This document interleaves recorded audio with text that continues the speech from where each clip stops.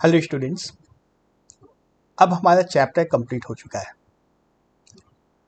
Acid basis and salts सब कुछ हम लोग देख चुके हैं इस चैप्टर में। इसके बाद अब हम लोग आते हैं क्वेश्चन आंसर पे। एनसीईआरटी टेक्स्ट बुक के सारे क्वेश्चंस हम लोग कवर कर रहे हैं वीडियो सीरीज में। इस चैप्टर के भी सारे क्वेश्चन सब देखते हैं। पहला क्वेश्चन स्क्रीन पे है। What is the common name of the compound CaOCl2? क्या लग रहा है? अभी जस्ट लास्ट वीडियो में इसको तो देखा था। क्या है ये? Bleaching powder. कॉमन नेम मतलब है ना, मार्केट में जिस नाम से लोग जानते हैं। CaOCl2 केमिकल नेम और केमिकल फॉर्मूला हो गया। एक केमिकल नेम भी होता है। केमिकल नेम जनरली केमिस्ट लोग जानते हैं। केमिस्ट्री लैब में काम करने वाले या किसी दूसरे लैब में काम करने वाले, है ना। जो केमिकल नेम है उससे जनरल लोग इसको नहीं जानते हैं। जनरल लोगों को तो बाजार में जिस नाम से मिल जाए, जैसे कॉमन सॉल्ट।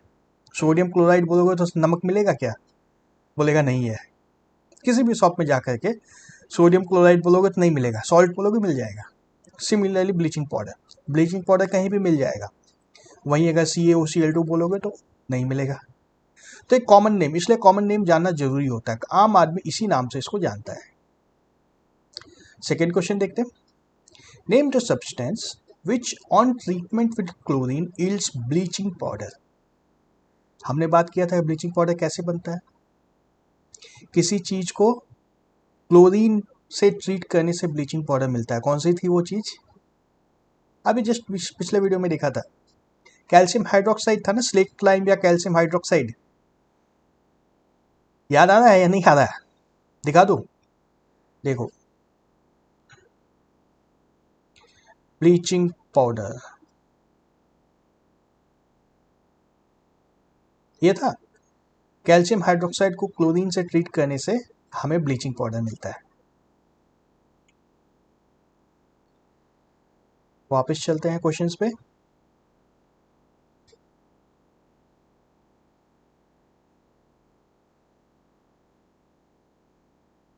कहाँ चला गया? हाँ, कैल्शियम हाइड्रोक्साइड। नेक्स्ट क्वेश्चन हमारे पास है। Name the sodium compound which is used for softening hard water. Hard water क्या होता है? खारा पानी, जमीन से निकला हुआ पानी, बोरिंग से निकला हुआ पानी। पीने में अच्छा नहीं लगता है। उसमें साबुन मिलाते हैं या डिटर्जेंट मिलाते हैं तो झाग भी नहीं होता है इसमें।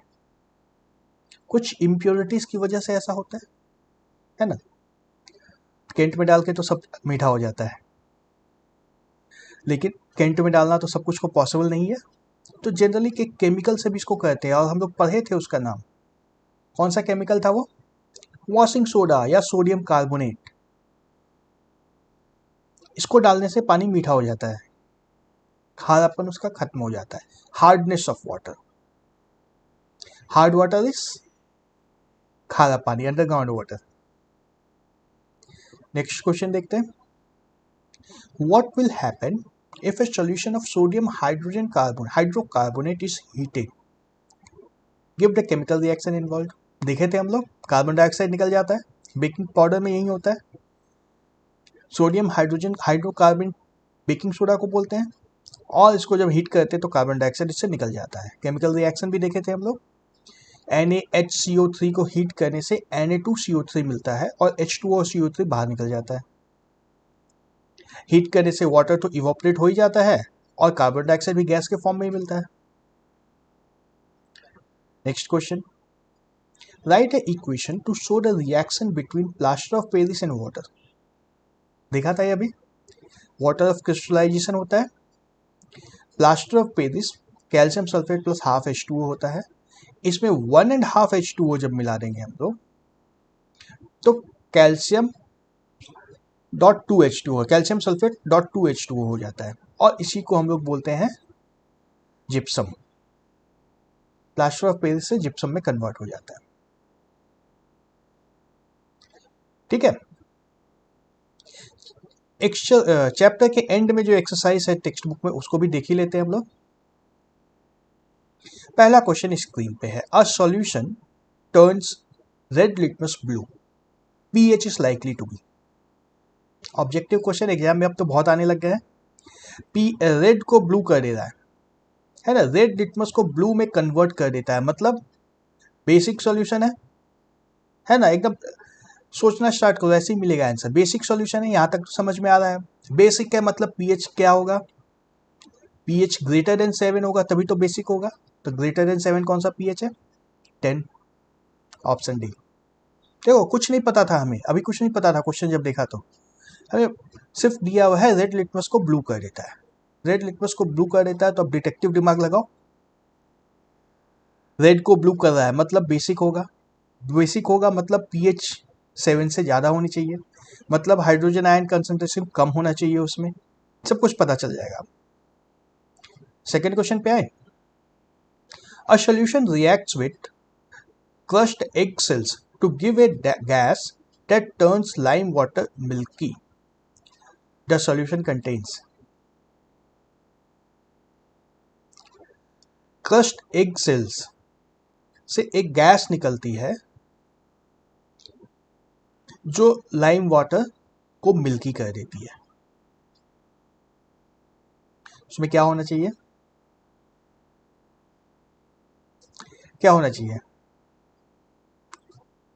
HCl होना चाहिए। Question 3, 10 ml solution of NaOH is found to be completely neutralized by 8 ml of solution of HCl। देख रहे हो अब क्या दिया है, 10 ml सॉल्यूशन है वो 8 ml HCl को न्यूट्रलाइज कर देता है पूरी तरीके से। If we take 20 ml solution of the same NaOH, same solution है उसका वॉल्यूम डबल हो गया है, same the amount of HCl the same solution as before required to neutralise it will be. जब बेस हमारा डबल हो गया है, बेस जो है इंटू 2 हो गया है, तो एसिड भी हमें इंटू 2 ही करना होगा ना, वॉल्यूम इंटू 2 करना होगा। पहले 8 ml लग रहा था पहले 8 ml लग रहा था, तो अब इसका डबल लगेगा 16 ml। कहाँ है 16 ml, यही लगेगा, ठीक है। जैसे ही वॉल्यूम डबल हुआ एसिड का, बेस का वॉल्यूम डबल हो गया, तो एसिड को भी डबल ही करना होगा ना। एसिड चेंज करते तो कुछ और होता, लेकिन सेम एसिड है तो वॉल्यूम को डबल करना होगा। नेक्स्ट क्वेश्चन है, which of the following types of medicine is used for treating indigestion. Indigestion में क्या होता है, पेट में एसिडिटी बढ़ी रहती है। हमें पता है स्टमक में HCl होता है और उसकी मात्रा कम नहीं होती है, उसकी मात्रा ज़्यादा होती है हमेशा। HCl जब ज़्यादा हो गया तो उसको न्यूट्रलाइज करने के लिए हमें बेस चाहिए, और बेस हमें मिलता था किसमें, एंटासिड में। एसिड का उल्टा एंटी एसिड, एंटासिड क्या रहता है ये जनरली, मिल्क ऑफ मैग्नीशिया, हम लोग वो भी देख चुके हैं।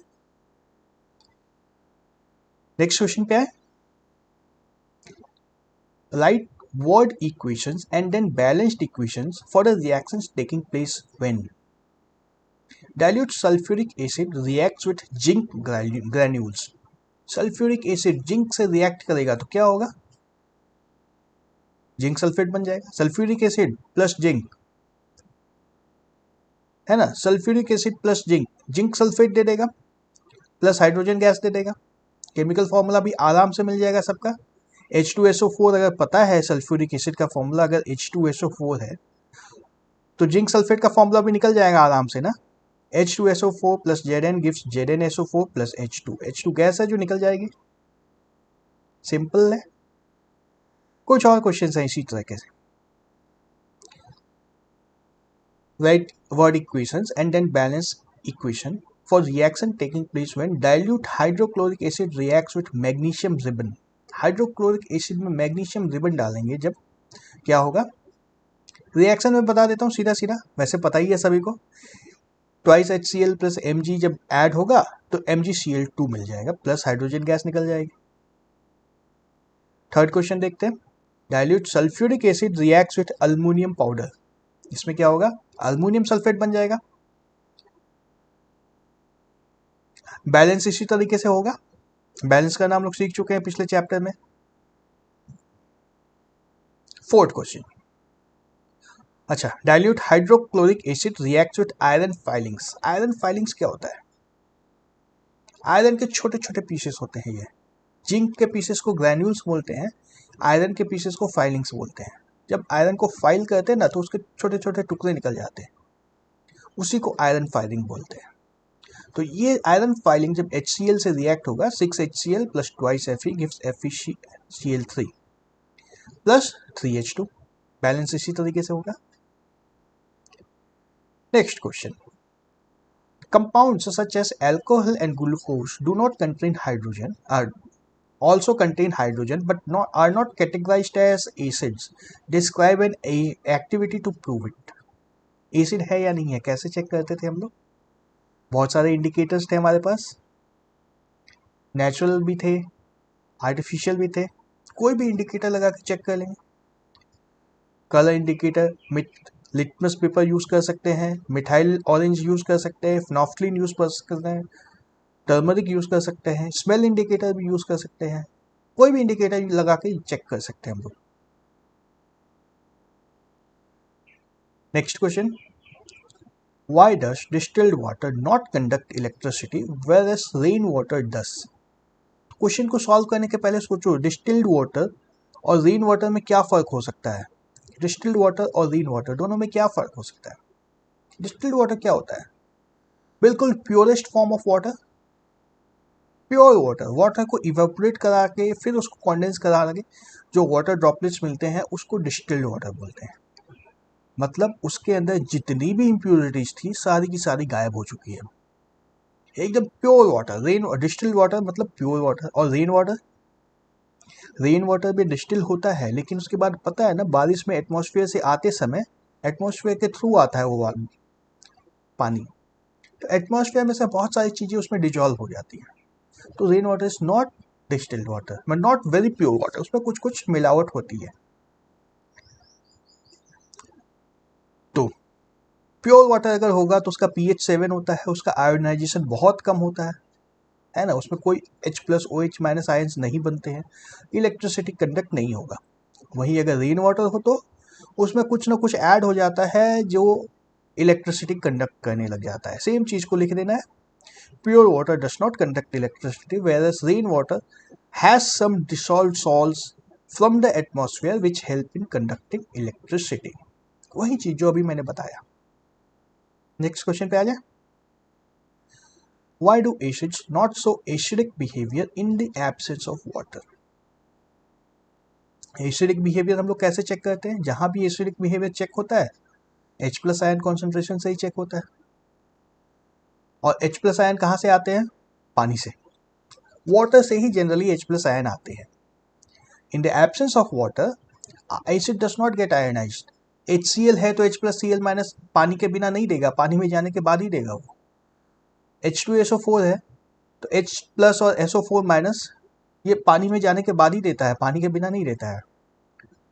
तो एसिड जो भी अपना आयनाइज होता है वो वाटर में जाने के बाद होता है। In the absence of water acids do not dissociate to give hydrogen ion, so no acidic behavior. Next question. 5 solutions A, B, C, D, E are tested with universal indicator showed pH as, सबका pH दिया हुआ, A का 4 है ना, 4 A का है, B का 1 है, C का 11 है, D का 7 है, E का 9 है। ठीक है, which solution is neutral? Neutral मतलब pH 7, pH 7 किसका है? D का, यही हमारा आंसर है, pH 7, D is neutral. Strongly alkaline, alkaline मतलब स्ट्रांगली एल्कलाइन मतलब 7 से बहुत ज्यादा, 7 से बहुत ज्यादा किसका है? 7 से ज्यादा C का है, pH 11, यही हमारा इसका आंसर है।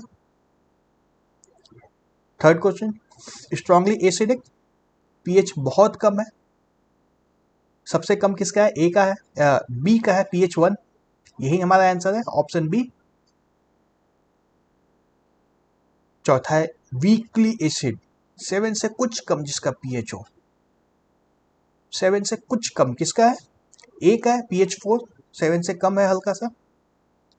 और वीकली एल्कलाइन, 7 से ज्यादा pH जिसका है, हल्का सा ज्यादा है, किसका है वो? E का है, pH 9।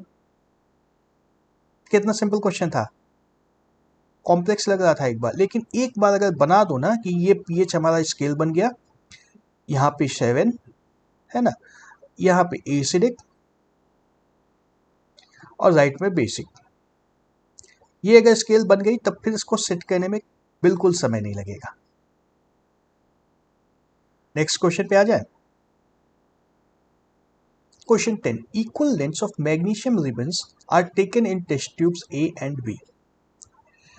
Hydrochloric acid HCl is added to test tube A, while acetic acid CH3COOH is added to test tube B. Amount and concentration for both the acids are same. In which test tube will the fizzling occur more vigorously and why? Fizzling मतलब acid से reaction होगा, कुछ आवाज होगी और उसके बाद hydrogen gas निकल जाएगी।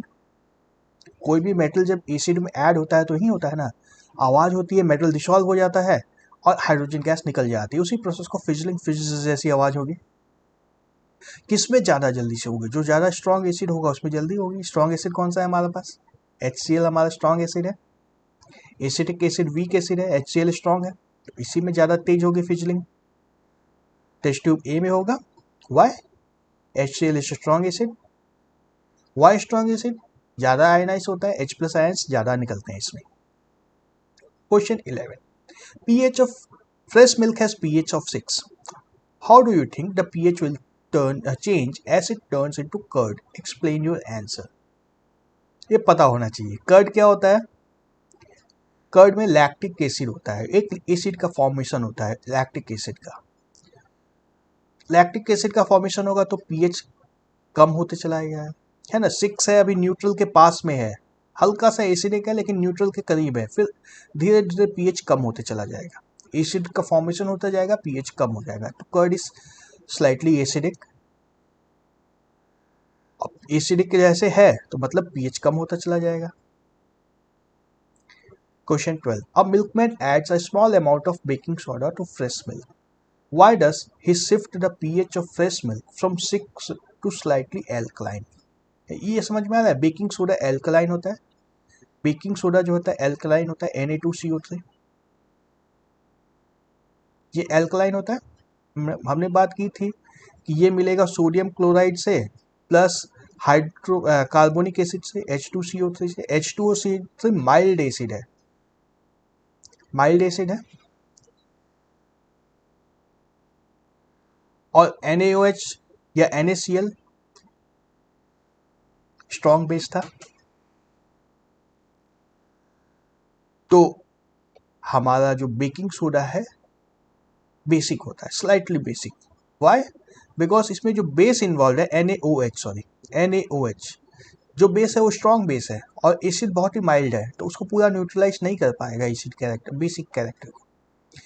बेकिंग सोडा बेसिक होता है, पीएच में डालने से उसको एल्कलाइन बना देगा, मिल्क को एल्कलाइन बनाएगा, मतलब मिल्क जैसे ही एसिडिक होगा वो दूध फट जाता है, खराब हो जाता है। एल्कलाइन बना दिया मतलब कुछ देर तक दूध टिकेगा, यही इसका सॉल्यूशन होगा। Why does this milk take long time to set as curd? उसमें बेकिंग सोडा मिला हुआ है तो अभी बेसिक है वो, जैसे जैसे एसिड का फॉर्मेशन होगा पहले वो बेस को न्यूट्रलाइज करेगा, फिर पूरा का पूरा कर्ड एसिडिक होगा, जब एसिडिक हो जाएगा तब वो कर्ड में कन्वर्ट होगा। Next question, question number 13, plaster of Paris should be stored in moisture proof container, explain why. जैसे ही प्लास्टर ऑफ पेरिस में पानी मिलेगा वो जिप्सम में कन्वर्ट हो जाएगा ना, वाटर ऑफ क्रिस्टलाइजेशन ऐड होता है और जिप्सम में कन्वर्ट हो जाता है, केमिकल रिएक्शन भी लिख सकते हो उसका।